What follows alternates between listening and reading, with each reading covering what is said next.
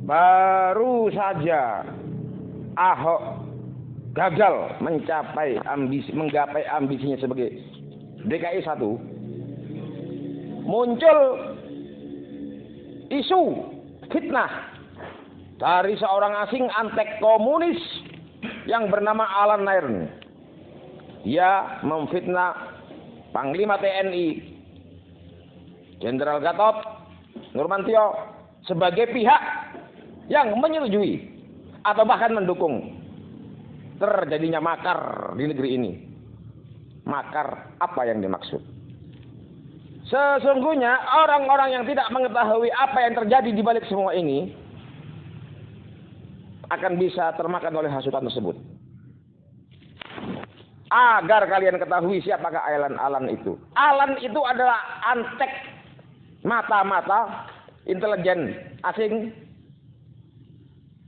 seorang budak daripada tokoh besar Partai Komunis Indonesia, seorang nenek yang bernama Karmel Budiarjo, istri daripada Suswondo Budiarjo yang dulu pernah ditangkap oleh DI Panjaitan. Cuman sayangnya dulu belum terbukti si Suswondo ini adalah tokoh penggerak PKI, sehingga tidak sampai dieksekusi ini setan satu ini.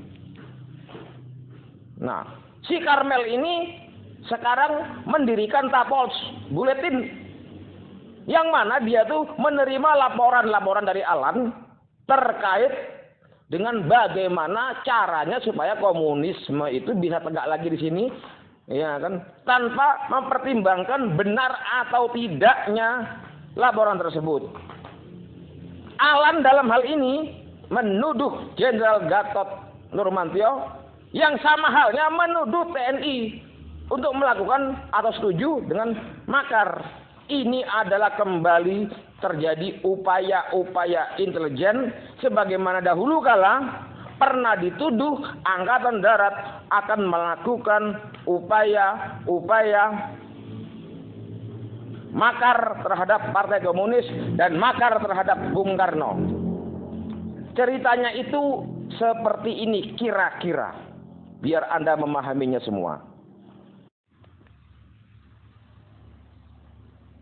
Alan Nairn adalah orang berkebangsaan Amerika yang terlihat profesinya sebagai seorang jurnalis. Namun sebenarnya dia adalah seorang mata-mata yang tujuannya untuk mendiskreditkan Negara Kesatuan Republik Indonesia di mata dunia serta mempersiapkan singgasana tegaknya kembali paham komunisme di negeri ini. Ya kan? Dia pernah meliput beberapa dan mengumpulkan berita beberapa peristiwa-peristiwa perang termasuk restorasi kemerdekaan Timor Leste. Nah, informasi-informasi yang didapatkan si Alan ini disetorkan kepada organisasi Tapol UK yang berbasis di Inggris, ya kan, untuk menjadi bahan propaganda penyebar kebencian terhadap Indonesia di mata dunia internasional. Dengan buletin mereka yang disebut Tapolz Buletin. Isinya, temanya adalah seolah-olah memposisikan Indonesia sebagai penjajah Papua, penjajah Aceh, penjajah Timor Leste, pelanggar HAM, pelaku pembunuhan, dan segala macam tuduhan-tuduhan. Alan itu terlibat dalam berbagai kegiatan konferensi-konferensi yang bertujuan mendiskreditkan Indonesia, semacam itu semua. Tapol UK selalu mendiskreditkan Negara Kesatuan Republik Indonesia tanpa henti. Tidak hanya pada penerbitan buletin saja, mereka juga melakukan penggalangan politik di dunia internasional kepada gerakan apapun di semua provinsi di Indonesia yang mau memisahkan diri dari Indonesia. Contoh, ketika penggalangan pendirian ETAN di Amerika untuk menjadi dukungan kemerdekaan Timor Leste, yang sampai saat ini Timor Leste masih juga tetap mendiskreditkan Indonesia. Kemudian pendirian markas OPM di Oxford beberapa tahun yang lalu, itu juga kerjaannya Tapol UK.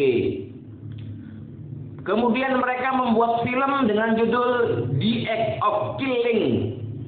Di situ Tapol UK sebagai sponsor utama menghadirkan pemimpin OPM boneka yang bernama Benny Wenda di Australia, yang didampingi pengacara Australia bernama Jennifer Robinson. Tapol UK, Jennifer Robinson, itu semua adalah produk-produk daripada seorang tokoh komunis yang bernama Karmel Budiardjo.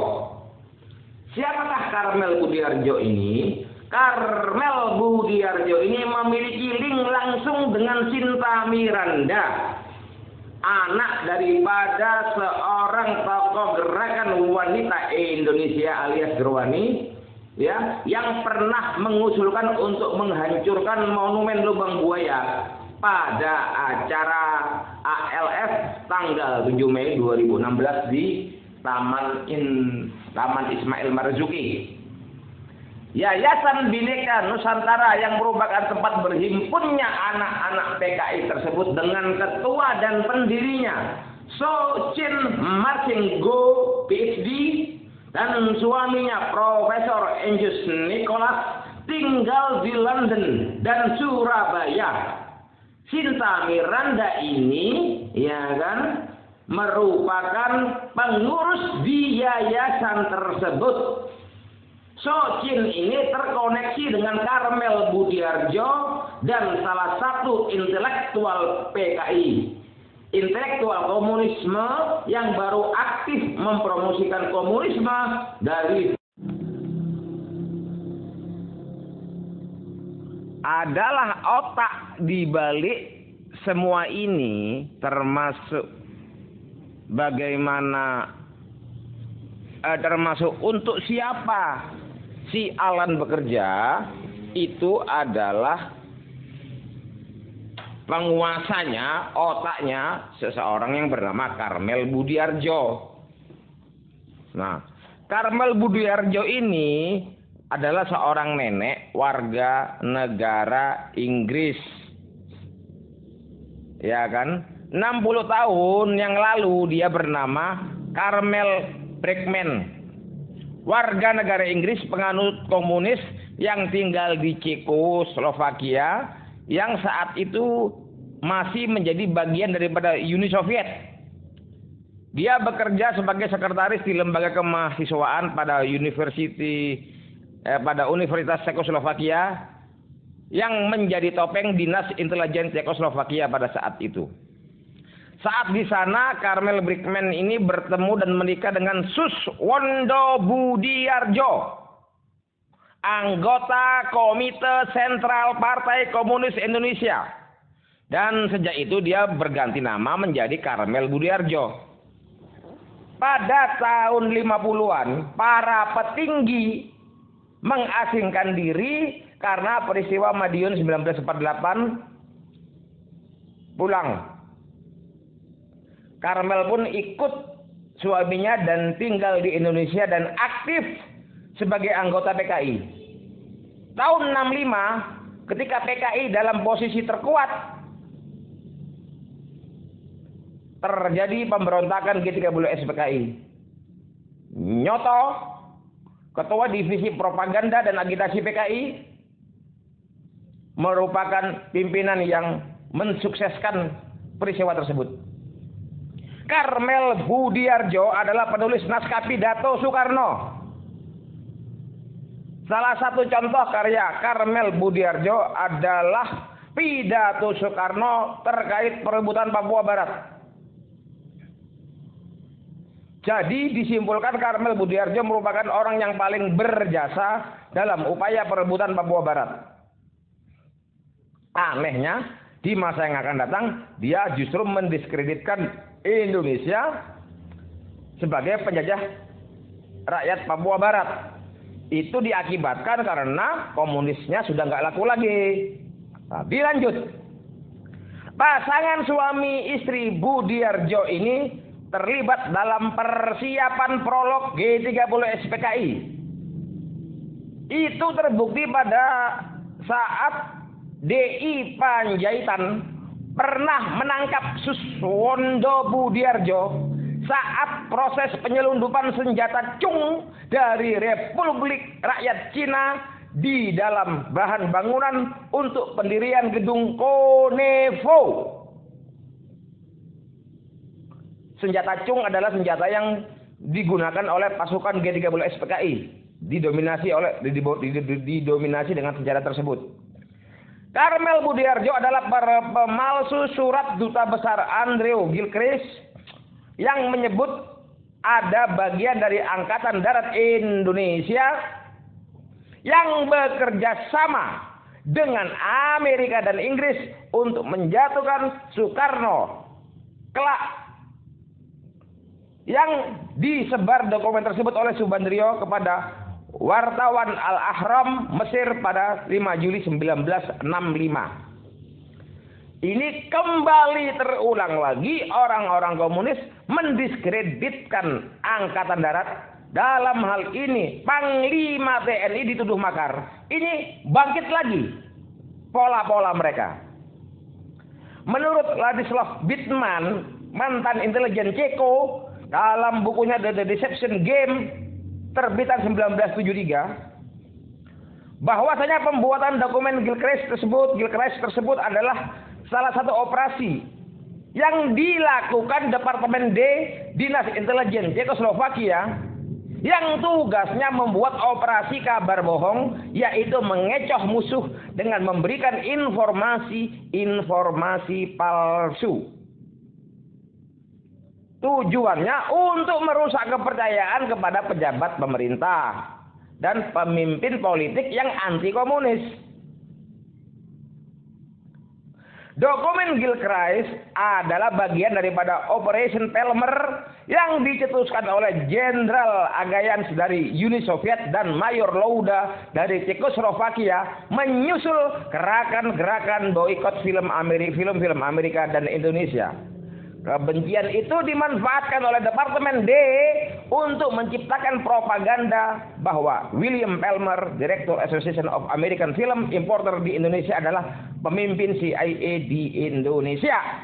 Kembali terjadi saat ini, si Alan itu menuduh Panglima TNI ingin melakukan makar, bekerja sama dengan Donald Trump untuk membabat komunisme di negeri ini. Dituduhlah si Panglima TNI kita tersebut makar. Berkat agitasi daripada Departemen D pada tanggal 1 April 65, demonstran PKI antara lain Gerwani dan pemuda rakyat menyerang Villa Palmer di Gunung Mas, yang menurut sejarah adalah lokasi penemuan dokumen Gilchrist. Uni Soviet juga memainkan peranan memanas-manaskan suasana melalui siaran luar negeri Radio Moskow yang isinya menyudutkan Amerika terkait usaha subversi. Bukti Karmel Budiarjo, pembuat dokumen Gilchrist, itu sangat mudah, yaitu penyangkalan dari pihak Inggris yang menyatakan secara tata bahasa tulisan di dokumen Gilchrist memang bergrammar ala Anglo-Saxon, tapi mereka tidak mengakui bahwasanya mereka yang membuatnya. Berdasarkan fakta tersebut, kita dapat menemukan petunjuk siapa pembuat dokumen tersebut. 1, dia harus bisa grammar Inggris seperti seorang native speaker dan ahli dalam menulis dokumen diplomatik. 2, dia harus memiliki hubungan dengan intelijen Ceko yang tinggal di Indonesia yang pada tahun 1965 sangat jarang karena Indonesia lebih dekat kepada RRC dan Uni Soviet. 3, dia harus komunis yang dekat dengan pusat kekuasaan. Di antara tahun 1964 dan 65 hanya 1 orang di Indonesia yang memenuhi semua syarat penulisan dokumen tersebut, yaitu Karmel Budiardjo. Sebab dia adalah warga negara Inggris yang tinggal di Indonesia dan sebelumnya bekerja untuk lembaga intelijen Ceko. Pekerjaannya adalah menulis pidato kenegaraan untuk Soekarno, dan dia adalah komunis dan sekaligus istri dari petinggi PKI yang menyelundupkan senjata untuk persiapan pelaksanaan G30 SPKI. Nah, Alan Nairn ini merupakan penyetor informasi kepada Karmel Budiardjo dan kelompoknya Tapolsk Bulletin untuk senantiasa menjadi menu yang disantap oleh orang-orang awam, seolah-olah terjadi peristiwa-peristiwa makar di negeri ini atau kejahatan di negeri ini. Ini hal yang perlu dicatat. Alan Nairn adalah orang asing komunisme yang bangkit juga pada saat ini untuk membela pelaku komunisme yang saat ini sudah mulai terdesak di negeri ini, dan kemudian menjatuhkan harga diri, menjatuhkan nama para pejabat-pejabat Pancasilais yang masih ada eksis di negeri ini. Berhati-hatilah kalian semua, bahwasanya tidak akan lama lagi komunisme akan segera melancarkan operasinya di negeri ini dan membantai kalian apabila kalian senantiasa berdiam diri. Demikian, terima kasih.